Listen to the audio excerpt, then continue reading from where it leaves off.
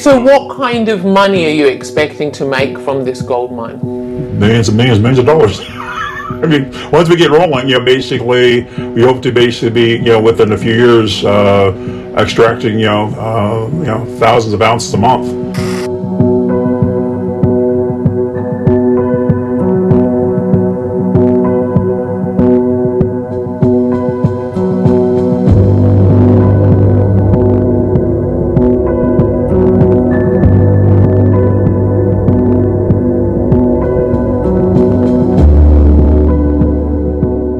There's globally significant protected forests with endemic bird species there. We've got key coral reefs that environmentalists say all of that is threatened by your mine. We basically are under very strict environmental guidelines. It took a long time to get an environmental permit. And they don't just hand it to you. They make you go through lots and lots and lots of doors. And they make you go back through those doors 2 or 3 times. So Indonesia does take their mining, and environmentally sustainable mining very seriously. When you do mine an area from gold, which we've seen in Indonesia many times before, it does involve clearing an area of land. There is tailings to worry about. And globally, we've seen what's happened in Papua with the Gasberg mine, the world's largest gold and copper mine, where you've seen waterways polluted to the point where they're undrinkable, forest-covered mountain no longer, a scar that's seen from space. I can't speak for this company. I basically know we're not going to do that. Okay, basically, so you're saying you're trying to bring us down to the lowest common denominator. Okay, I mean, you haven't been talking about the Chinese. They've been coming in and they don't care, about the environmental sustainable. They just want to get the product out and leave the scars. We've had the illegal miners. They've actually been pouring tailings onto the reefs. They basically destroyed the mangroves. They've been taking out lots of product and using mercury, which really, I mean, that's a big no-no. That stays with the villagers and into the food chain forever.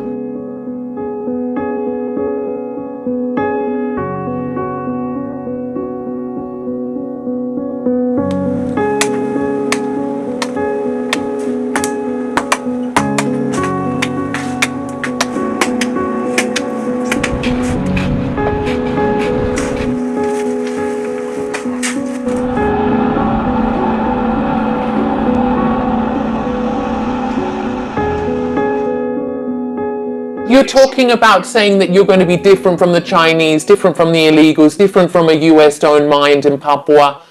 How can you be different? What are you promising then? Well, the U.S. mine Papua is not doing that badly. I mean, you have people attacking that mine because lots of gold in it, lots of money there. So that's basically, and it's part of the reason we have a lot of people trying to get the gold. The illegals want it's gone. So basically, we're going to whatever the government tells us we have to do, we're going to do. Okay, and basically, there's not a problem with dealing with tailings. We have actually an area that's already been put out, which we told the government we're going to put the tailings. And that's the area that will basically, and then we'll reclaim everything and basically and put the tailings back. And so when we leave, you're not going to tell that actually there was a mine there.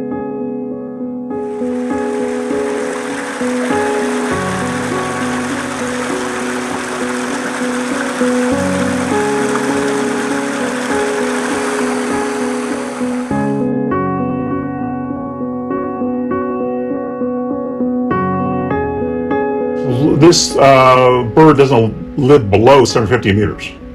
You can't get to the top of that volcano. It is really top. It's absolutely no use for us to go up there to look for gold because there's no gold there and it'd be prohibitively expensive. So no, we won't be. There's no going to be no birds that we basically impact.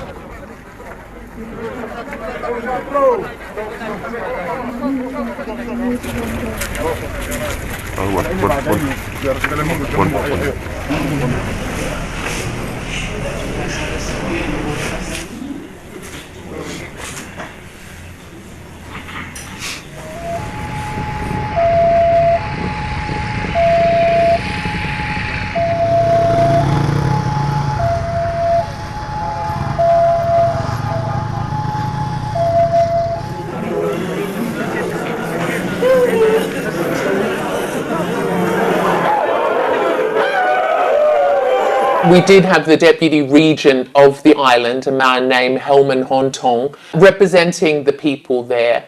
he did write to the central government in a letter that's been made public, saying that he strongly recommended that the license of this mine be revoked. I read it earlier. It was amusing. I'm sorry, what did you say? The letter was... It's amusing because basically Helmut is the Vice Bupati. Vice Bupati is basically the region of the island. He has no powers, provincial or federal. We have a federal license. So basically, it doesn't mean I'm an American. We're a Canadian company. We believe, freedom of opinion is very important. So I read it. It's great, basically. But he mainly said, I support the illegals. The illegals should basically have a place here. I read the letter. At no point does he support illegal mining. Very last sentence says, I want open. That means I support the illegal miners. Where it says I want an open area for that's basically illegal mining because it's not legal. There's no open area that basically you can give. The government doesn't give open areas. Helman Hontong suddenly died on a plane. And as we've established, he was a vocal critic of the mine, having written to the central government calling for the mining license to be revoked. Rights groups, including Amnesty International, say his death falls into a pattern of violence against people threatened for standing up for environmental rights. Well, it's a nice, basically, soundbite. But why would I care about harming a person or any person? That fact, that really he doesn't have any influence on my mind.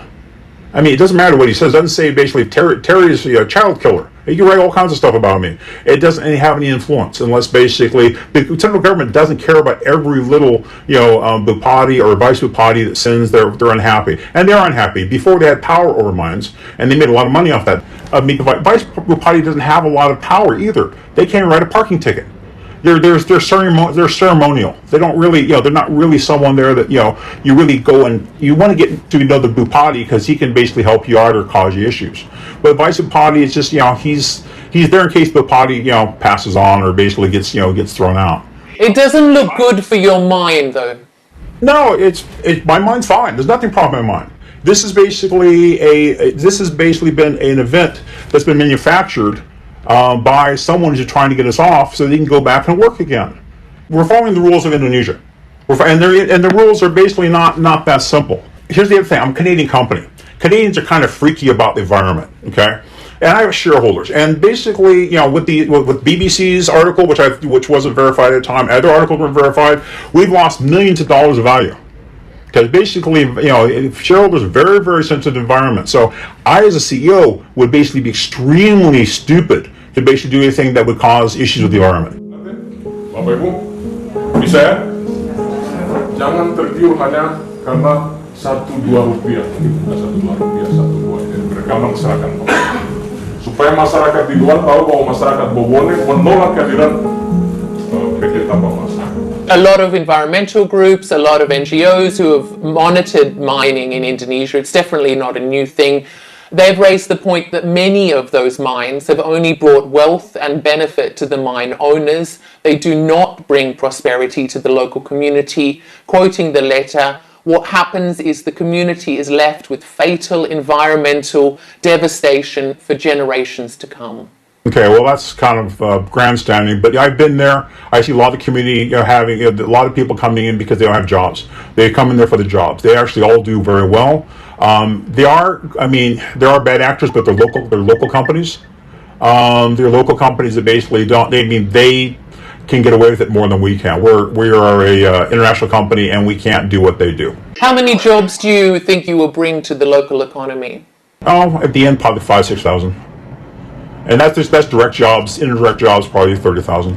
For a period of 32 years or 33 years? Probably most of that's going to be in the next 10 years. Also, we intend to invest in other areas such as resorts, mainly because, the Bupati said, what do you want? He said, we need, tourism. But right now, though, there has been an outcry in Indonesia. There is a national debate about your mine, and international media attention, national media attention. And the Indonesian government has told us that they are now reviewing the whole deal. What do you expect? So I expect, because of the outcry, they do need to basically to the public. And at the same time, we told them, listen, why don't we just give up, 1/3 of our mine? Basically, just so because hey, we don't need 42,000 because actually there's areas there that I really had no interest in. The national park, I can't even touch national park. That's where this little bird is you guys like. The same with there's also protected forest. There's also mangroves. None of these things basically, and also we have even some water. We're not going to go mining in water, so none of this stuff is really practical anyway. And there's certain area that we do know is basically of high interest, and we're going to keep that, of course. But again, then the locals can do something else in the other area. So you're not going to walk away, even though we've got this national outcry, we've got a strong resistance from the local community, we've had the death of a deputy regent who was a vocal critic of the mine. You're not going to walk away. Why would we walk away? We've done everything correctly. We have a group of legals that have been paying all this money to get this as a national issue. Why would I want to leave the island and let the people go destroy it? Well, I love the island so much. I'm not about to let people destroy this island. So you've suggested that the media are being paid by the illegals. Who is bankrolling this? Politician. Who were they paid by? I can't tell you. And basically, again, I'm not going to tell you because basically I don't want to get a libel issue going on. But they were a political party, an opposition political party. Political person, I won't say it's a party, it's a person. So I'm not saying a whole party is behind this. There's a lot of gold there. There's a lot of money at stake. So basically, let's use our political connections to get them off, and then we'll use the illegals, basically as cannon fodder to do that. Okay, first of all, we've not done anything environmentally wrong. We haven't done anything. So in a year, if you come back and show me something I did, then I'll basically be glad to own up to it.